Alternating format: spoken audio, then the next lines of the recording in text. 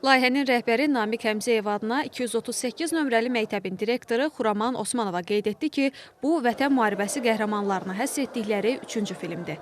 Uşaqlar indi biraz bədii ədəbiyyat oxumağa çətinlik çəkirlər. Sanki kitab oxumağa meyilli deyirlər bizim dövrümüzdəki kimi. Ona görə onlara hər şeyi vizual olaraq göstərəndə daha maraqlı olur deyə düşündük. Muxtar müəllimlə tanışdıqdan mən çox qürurluyam. Çünki Muxtar müəllimin həyatına biz girdikcə o söhbətin içinə insanı daha çox mən hörmətim artdı ona ki, insan Cicimli kəndində, Laçın rayonunun Cicimli kəndində rus dili müəllimi olur. Birinci Vətən müharibəsi başlayanda, Vətən Qarabağ müharibəsi əvvəlində başlayanda Cicimli kəndində dərs deyirdi. Sonra o könüllü olaraq könüllü batalyonuna qoşulur və sonra da komandir olaraq orada yığır şagirdlərin də başına. Gözəl vuruşur və sonraki ateşkəs dövründə isə Muxtar müəllim, hərbi müəllim kimi, hərbi ekspert kimi gəlir Bakıda yaşayır və sonra 44 günlük müharibədə isə özü yazır. Cənab Prezidentə də yazır, hərbi nazirimizə də yazır ki, biz yenidən kəşfiyyatçı və bələdçi dəstəsini yığıb getmək istəyirik və hərbi nazirimizdən əmr gəlir ki, bələdçi və kəşfiyyatçı dəstəsini toplayın, könüllü batalyon toplanır və Muxtar müəllim yenidən döyüşə atılır. Bu böyük bir ibrətamiz bir həyat yoludur ki, mən istəyirəm ki, bunu hamı, bizim uşaqlarımız gözəl-gözəl öyrənsinlər. Filmin ssenari müəllifi Ötərxan Eltac isə bu cür igid oğullarımız haqqında kitablar, sənədli, eləcə də bədii filmlər çəkilməsini vacib addım adlandırdı. Onun sözlərinə görə Muxtar Həşimov kimi şəxsiyyət haqqında ssenari yazmaq böyük fəxirdir. Qənaətə gəldikdən sonraki qəhrəmanımız haqqında film çəkmək lazımdır. Qəhrəmanımızı mən yaxşı tanıyırdım. Dəfələrlə mənim müsahibim olmuşdu. Həm televiziyamızda, ana televiziyamızda, həm radyomuzda müsahibim olmuşdu. Onun döyüş yoluna yaxşı bələd idim. Onun ətrafında o döyüşən o qoç oğullar ki var idi, onların hər birini yaxşı tanıyırdım. Və onları bir araya yığaraq və ümumi bir məsləhətləşmə oldu.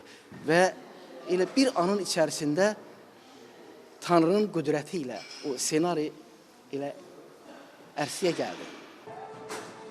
Qeyd edək ki, filmdə Muxtar Həşimovun şəxsi həyatından, keçdiyi döyüş yolundan bəhs olunur. Filmdə onun ailə üzvləri, dostları, müəllim həmkarları böyük sevgi ilə öz ürək sözlərini bildiriblər. Bizim batalyon komandirimiz idi. Muxtar müəllim tələbkar idi, ciddi idi. Amma Muxtar müəllim tək komandir deyil, həm də böyük qardaşımız idi. Muxtar müəllim bizi döyüşə aparanda, bizlə döyüşə gedirdi, özdə qabaqda. Biz onu o zamanlar anlayamıyorduk. Yəni bir İnsan, bir ailə başçısı ailəsini və bütün çevrəsini və rahatlığını qurban verərək döyüş bölgəsinə gedirsə və aylarla ailəsini, övladlarının üzünü görmürsə və bu muhtemelen elə bir şəxs ki, övladı üçün canını verir. Sənədli filmin işığına toplaşanlar arasında 1-ci Qarabağ müharibəsinin könüllü iştirakçısı Mürvət Hacıyev də öz təəssüratlarını bölüşdü. 93-cü ilin axırı, 94-cü ilin əvvəlində Xocavənd istiqamətində və Füzuli rayonu aşağı Veysəlli istiqamətində o ərazilərin hamısını düşməndən azad elədik. Və bunun da davamı olaraq 44 günlük müharibə həqiqətən bizə bir şərəf gətirdi. Torpaqlarımız azad olundu və mən bir gün çox qürurluyam, şərəf duyuram və bir daha yenə də Allahdan şəhidlərimizə rəhmət diləyirəm, qazilərimizə, veteranlarımıza can sağlığı arzulayıram. Çox sağ olun. Muxtar müəllim ehtiyata buraxıldıqdan sonra Bakı şəhərində pedaqoji fəaliyyətini davam etdirməyə başladı. Onun Cəmşid Naxçıvanski adına hərbi liseydə, 261 saylı məktəb liseydə, 290 saylı tam orta... Aynur Nadir qızı Elşad Eydarov, NTV Xəbər Bakı. Yenidən hazırlanması institutunda çalışdığı müddətdə gənc nəslin hərbi vətənpərvərlik ruhunda tərbiyəsində böyük xidmətləri olub.